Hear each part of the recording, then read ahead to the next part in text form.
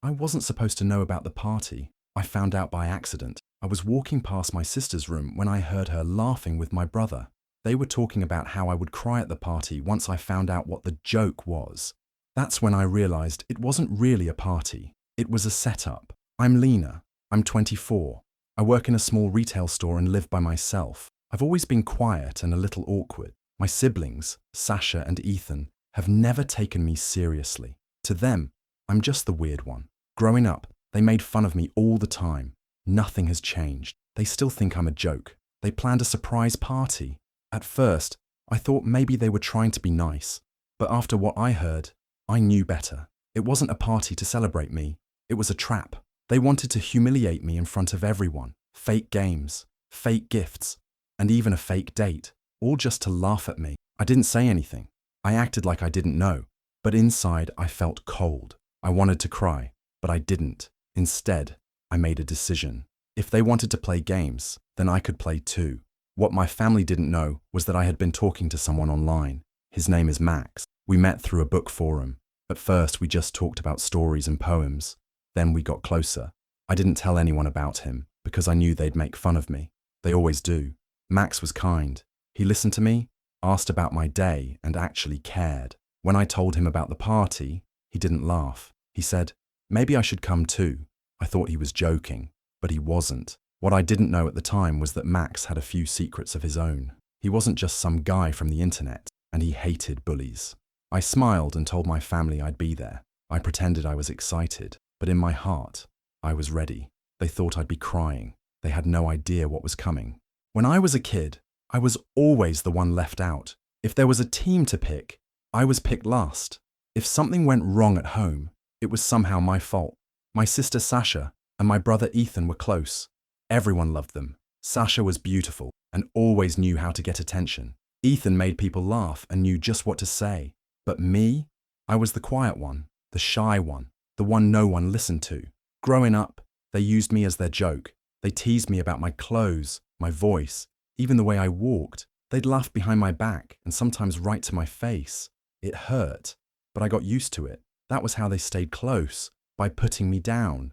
If I ever got upset, they said I was being too sensitive. I stopped trying to explain myself a long time ago. So when I overheard them talking about the party, I wasn't shocked. I already knew they weren't planning something kind. I heard Sasha laughing, saying how funny it would be when I cried. Ethan joked about fake games and a slideshow of embarrassing pictures. They had even planned to set me up with someone pretending to like me, just for laughs. They wanted to make fun of me in front of everyone. They thought it would be a great joke. I smiled when they invited me. I acted surprised and happy. I even nodded when they told me what to wear. But inside, I was already planning something of my own. I wasn't going to let them win this time. I knew how they worked. I knew what they expected. They thought I would show up, get humiliated, and walk away in tears. But I had changed. I had learned how to stay quiet on the outside while thinking clearly on the inside. I didn't need to yell or fight. I just needed to be smart.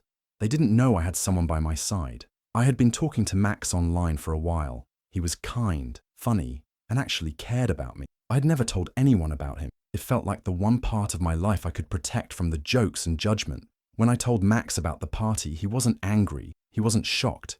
He simply said, maybe I should come too. That's when I knew I wouldn't be walking into the party alone. They thought I was still the same girl they could laugh at. But this time, I wasn't going to be their joke. I was ready. I told Max everything. He was the only person I could talk to without feeling judged. We met online through a book forum. At first, we just talked about stories and characters. But over time, we started sharing more about our lives. He was easy to talk to. He listened without interrupting, and he never made me feel small. When I told him about the party my siblings were planning, he didn't laugh or call me dramatic. He didn't say, just ignore them like most people did. He asked questions. He wanted to know exactly what they had planned. I told him about the fake games, the prank, the outfit lie, and how they wanted to humiliate me in front of a room full of people. After a long pause, Max said, I'll be in your city soon. Maybe it's time we meet in person. I was surprised. We had never talked about meeting before. I didn't even know what he looked like. His profile picture was just a stack of books, but something about his voice, calm and steady, made me feel safe. I said yes, without thinking too much. Maybe I just didn't want to feel alone when the day of the party came. What I didn't know then was that Max wasn't just some random book lover. His real name was Maxwell Crane. He was a millionaire investor. He didn't flash his money around, and he didn't like being in the spotlight. Most people didn't know his face, but in the business world, his name was powerful. He had made smart choices, built companies, and helped others do the same. He also had a strange interest: revenge stories. He liked reading about justice, especially when someone stood up to bullies. And he didn't just read those stories. He sometimes helped people write their own, quietly, secretly, with hidden cameras and careful planning. When he heard my story, he didn't just feel sorry for me. He felt angry, not loud, shouting anger, but the kind that sits quietly and waits for the right moment. He had dealt with fake people before, people who smiled in public but tore others down in private, people like my siblings. He didn't tell me who he really was. He wanted me to see him as I always had, a kind friend who listened, but in his mind, a plan was already forming. He wasn't flying into town just to meet me. He was coming to help me take back my power. The party was getting close, and my family still thought they had everything under control. But now, I wasn't alone. Max was coming, and they had no idea who he really was. I didn't cancel the party. I acted like everything was normal. When Sasha gave me the invite, I smiled and thanked her. I pretended to be excited and asked what I should wear. She told me to wear something red because it was the theme. I nodded and acted like I believed her. Inside, I already knew it was a trick, but I didn't show it. I kept my face calm and cheerful. I wanted them to think I was still the same girl who would walk into their trap without question. Later that night, I told Max everything. I explained the outfit lie, the fake games, and how they planned to make fun of me in front of everyone. Max didn't get angry or scared. He listened and then asked a simple question. Do you want to show them who you really are? I said yes. That's when we started making a plan. We didn't want to yell or fight at the party. We wanted to stay calm and let the truth speak for itself. Max said we could use small hidden cameras to record the whole thing. He had the tools and knew how to use them. I was nervous at first, but he promised to be careful. He also said he would come to the party as my guest. That way, I wouldn't be alone. I agreed. Just knowing he would be there made me feel stronger.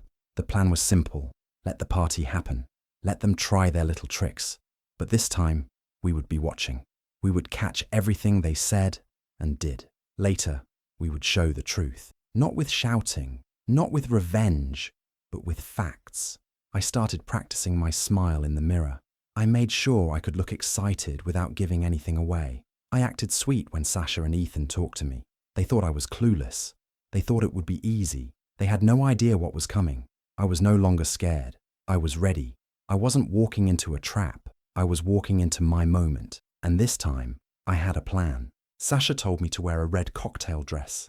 She said it was the theme of the party and that everyone would be dressed the same. She even smiled sweetly when she told me, acting like she was doing me a favor. I nodded and thanked her, pretending to be excited. I already knew it was a lie. Max and I had gone over everything. He told me not to worry. He reminded me to stay calm and act like I believed every word they said. That was the hardest part, smiling at people who were planning to hurt me. But I did it, because I knew what we were planning behind the scenes. On the day of the party, I put on the red dress. It was simple but beautiful, and I felt strong in it. I looked in the mirror and told myself I could do this. I wasn't going to let them break me again. I took a deep breath and left for the party. When I walked in, I knew right away what they had done. The room was filled with people in black tie outfits. Women wore long evening gowns in dark colors. Men wore suits and ties. And there I was, standing in bright red, the only one who looked different. People turned to stare. Some laughed quietly. A few whispered to each other. I saw Sasha smirking in the corner, and Ethan trying not to laugh. They thought they had already won. They thought I would panic, run away, or cry. But I didn't. I stood tall and smiled. I didn't let them see any fear. I walked in like I belonged there, like I was proud of what I was wearing. And honestly, I was. That dress didn't make me look foolish. It made me stand out. And for the first time, I was okay with that. What they didn't know was that I wasn't alone. Max was there too. He came in a clean black suit and stayed close behind me. No one knew who he was. They thought he was just some quiet guest. But he was watching everything, and he had a small camera hidden in his jacket. He acted calm and polite, smiling when people greeted us. He didn't say much, but he noticed everything. Every smirk, every fake compliment, every mean joke. The party was just beginning. My siblings thought they were in control, but Max and I were ready. We weren't just guests. We were gathering the truth, and soon, everyone would see what kind of people my family really were. The music got quieter, and the lights dimmed. Ethan clinked his glass and smiled at the crowd. He said it was time for some fun. He called it a toast to Lena. People clapped, not knowing what was coming next. I stayed quiet and listened. Ethan started talking about our childhood, but instead of kind words, he told stories that made me sound silly and weak. He joked about how I used to cry easily, how I was scared of bugs, and how I once tripped in front of my whole school. The crowd laughed. Some people looked uncomfortable, but they still smiled. Then Sasha stood up. She smiled wide and said she had something special prepared. The screen behind her lit up, and a slideshow began. Picture after picture showed me in the worst ways. Messy hair, old clothes, braces, and awkward moments I had forgotten about. One picture showed me sleeping with my mouth open. Another showed me with food on my face at a birthday party. The room filled with laughter. I could hear whispers. A few people pointed at the screen. Some guests laughed loudly. Others just looked at me with pity. Sasha and Ethan stood side by side, clearly enjoying the moment. They thought it was funny. They thought I would cry or run out. But I didn't move. I sat still, face calm. I looked at the pictures without blinking. I felt my heart beating fast. But I didn't show it. Max stood nearby, quiet but alert. I knew the cameras were recording everything. When the slideshow ended, Sasha said, "Just a little fun to show how far you've come, Lena." People clapped again, unsure whether it was okay to laugh. I stood up slowly and walked to the microphone. The room went silent. I looked at the crowd, then at my siblings. I took a deep breath and smiled. Not a fake smile, but a calm one. My voice was steady. I thanked everyone for coming. I said I was glad to see so many familiar faces. I looked straight at Sasha and Ethan, then said, I wasn't expecting such thoughtful memories. The crowd shifted in their seats. Some people looked at each other. They could feel something had changed. I wasn't the shy girl in the pictures anymore. I wasn't small or scared. I held the mic tight and said, "Now, I'd like to introduce someone special to me, someone who helped me see things more clearly." Everyone turned to look as Max stepped forward. My siblings froze. They didn't know what was about to happen, but I did. I stood in front of everyone with the microphone still in my hand. The room was quiet. I looked around at all the faces, some still smiling, some confused.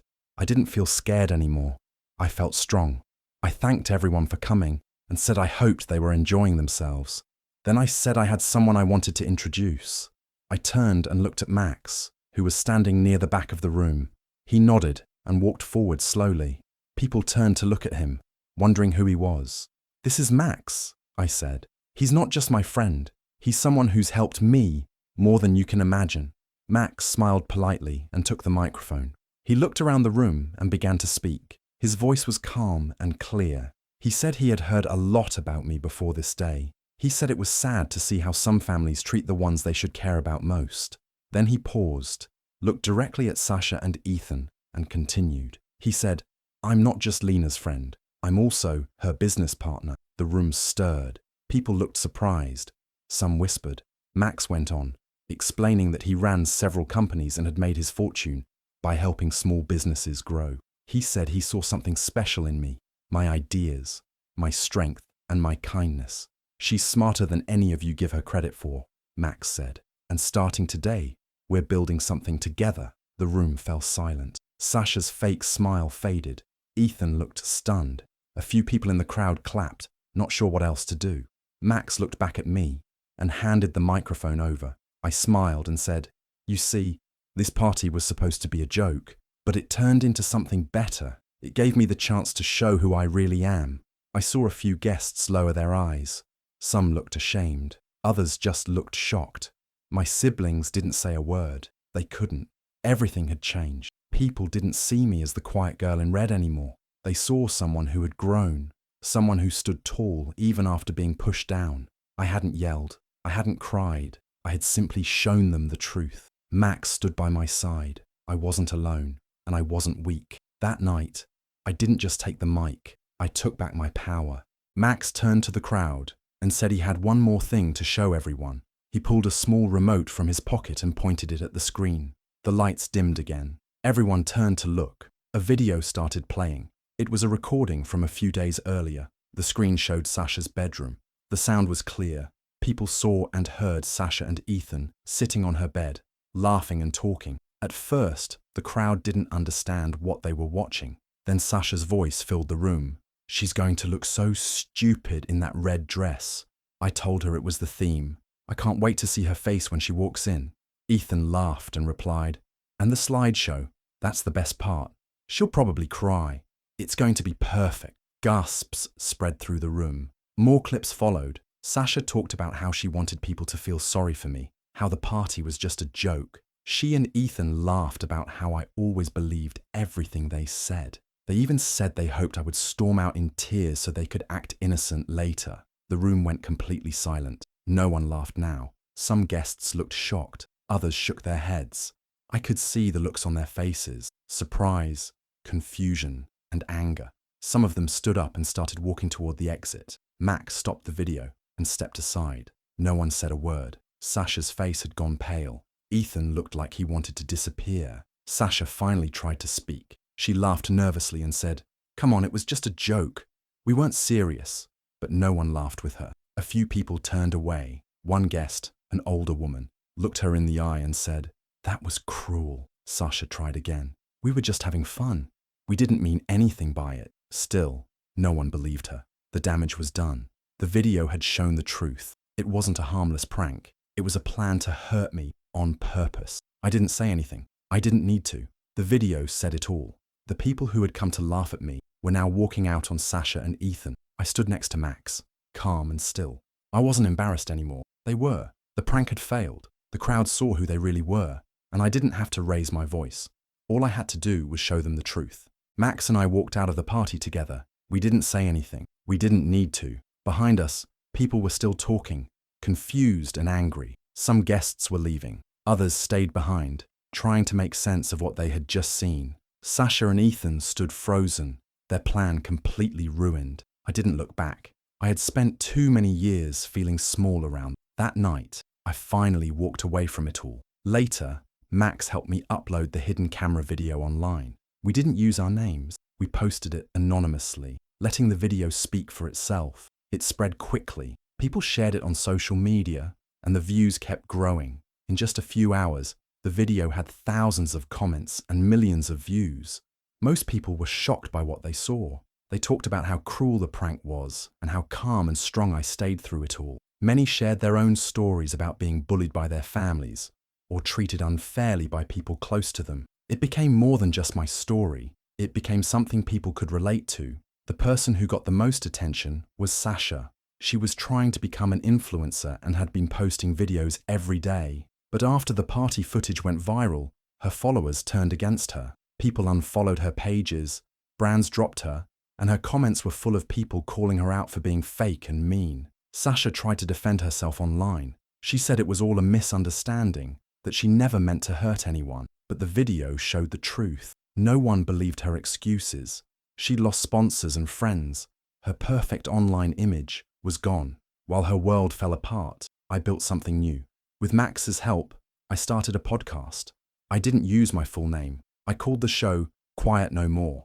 Each week, I shared stories about toxic families, emotional abuse, and how to find strength after being put down. I invited guests who had been through similar things, and we talked openly and honestly. People listened. The podcast grew fast.